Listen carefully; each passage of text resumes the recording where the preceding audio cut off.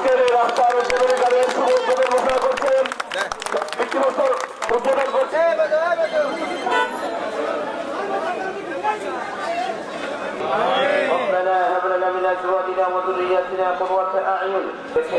আল্লাহ আজকে সড়ক উদ্বোধন উপলক্ষে আল্লাহ আজকে একজনকে আল্লাহ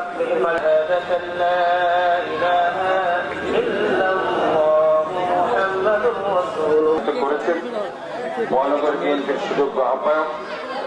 এখানে রাস্তার মানুষের চলাচলের জন্য কোন ধরনের কেউ যদি কোন গোষ্ঠী কোন লোক যদি দখল করে মানুষের চলাচলের ব্যাঘ্র ঘটায় এখানে কোনো ছাড় দেওয়া হবে না।